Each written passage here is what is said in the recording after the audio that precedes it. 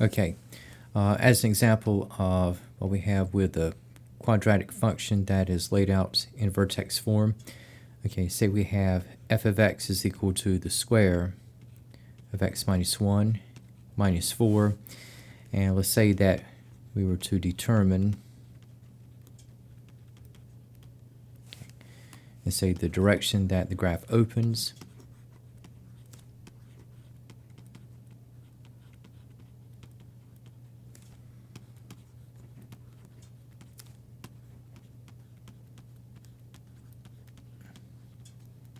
Secondly, the axis of symmetry.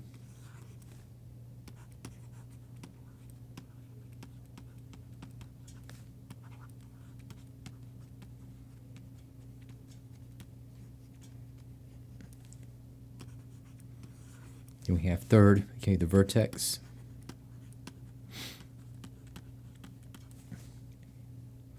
And since the function is already laid out in vertex form, these first three items are going to be very quick. And after that, okay, we have the intercepts.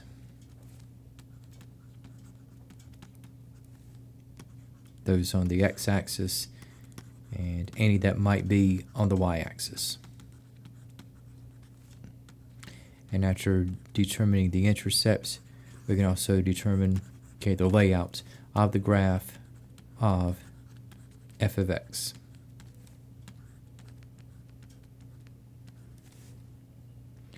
Once again, for the general layout of what we have for the function in vertex form, so we have f of x is equal to a times, okay, the square of x minus h, followed by k. And for this specific function, looking at what we have in the one-to-one correspondence,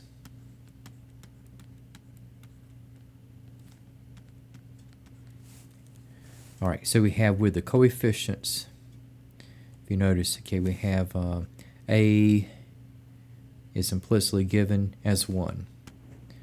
So we can say that a is equal to 1. Now for x minus h, this corresponds to x minus 1. And we can say that while we are not directly using the zero product property, the h value will in essence be the zero of the x factor involved. So if x minus 1 is 0, we have that x is equal to 1, so we have h is equal to 1. And corresponding to k, we had the subtraction of 4, so we have that k is equal to negative 4. Now, in terms of the direction that f of x is going to open, so we're going to have, once again, we have that a is equal to 1, a is positive,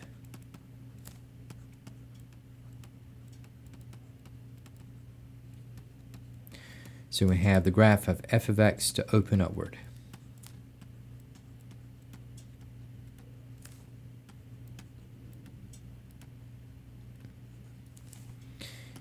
In the case of the axis of symmetry,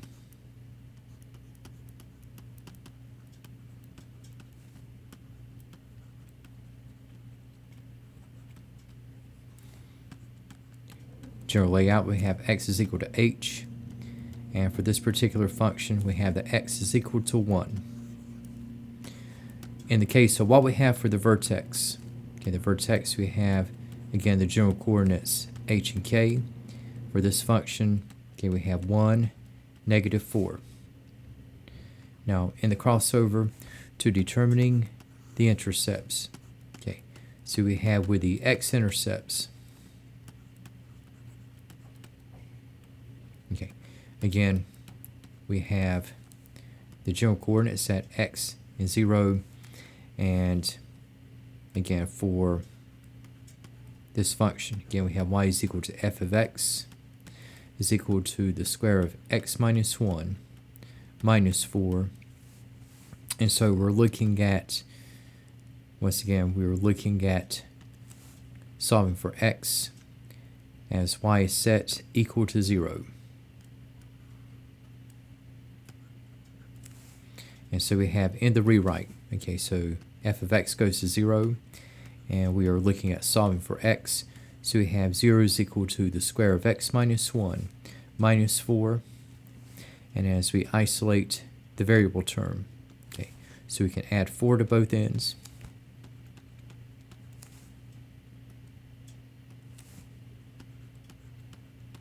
And we have 4 is equal to the square of x minus 1. And since we're looking at solving for x, so I'm just going to do the switch around, the commutative flip, like a is equal to b is equal to a. Now we have the square of x minus 1 is equal to 4. And if you recall what we have from the square root property of equality, so you have the square of an expression equal to a value. Well, the value itself, if we take its plus or minus square root of, okay, that will come out to the first order of the expression. Now, with the square root property of equality, so we have the square of x minus 1. If I take this to the first order of x minus 1, this will be equal to plus or minus, okay, the square root of 4. The square root of 4 is going to be at 2. And so we have x minus 1 is equal to plus or minus 2.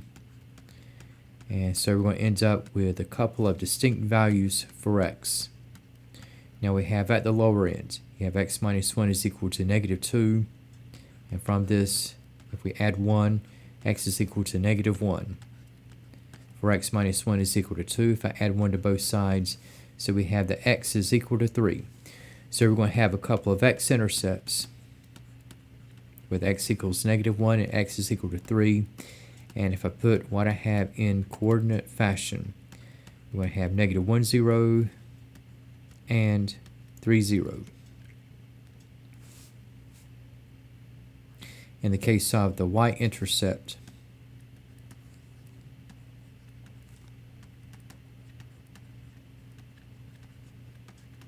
once again, the general coordinates we have at 0, y.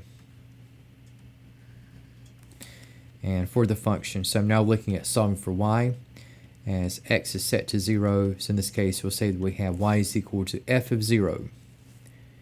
Square of x minus 1 becomes the square of 0 minus 1. We have the subtraction of 4. And for y, 0 minus 1 is equal to negative 1. And we're going to square this out.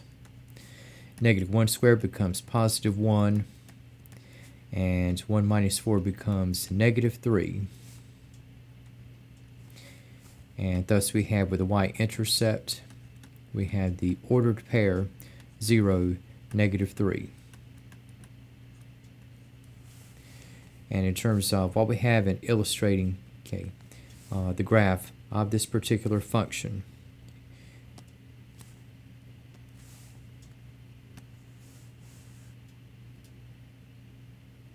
okay, so in the process of labeling the x-axis and the y-axis.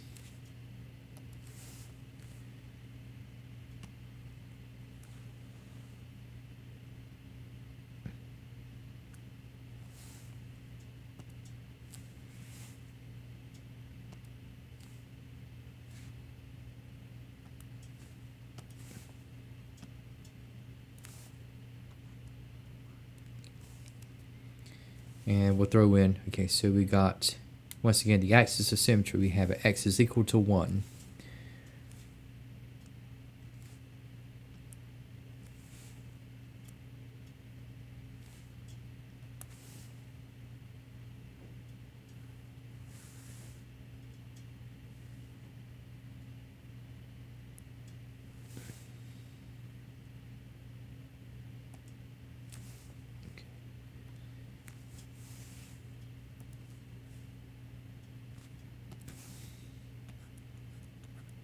So you have the axis of symmetry. And if I go ahead and label what I have here, okay, so I have x at 1,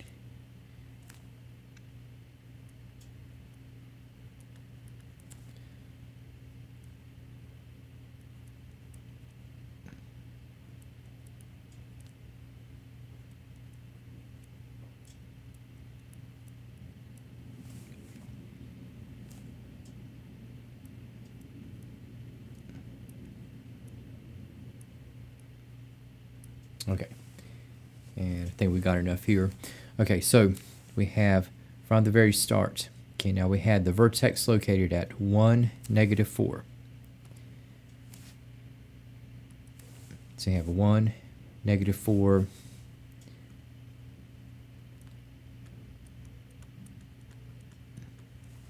So that's going to be the vertex. I guess I could have added -4 on the y-axis. Okay, so we got that fixed. Okay, and then we have with the y-intercept, okay, so we have 0, -3. And we have with the x-intercepts, okay, so we have -1, 0. And we have also at 3, 0. And so in taking what we have now, okay, so again we have a parabola. And again, the vertex is going to be a minimum. Okay, now we got 2 points to the left of the axis of symmetry. And if I were to supply an added point, what we can do is that we can use the axis of symmetry and the y-intercept as a guide. So if you notice, okay, we have the y-intercept is one space to the left of the axis of symmetry. And if I mirror across, okay, the axis of symmetry having one space to the right and level with the y-intercept, and we have the ordered pair 2, -3. And so upon completing out what we have, okay, for this particular graph and the parabola, a little bit of crowding here, but that's okay. And not quite drawn to proportion, but anyway, we have the halves should mirror each other in spite of what I have. And for this particular graph, okay, so we have f of x is equal to the square of x minus 1 minus 4, so the graph opens upward, and the vertex is 1, -4, whereupon this is going to be the minimum.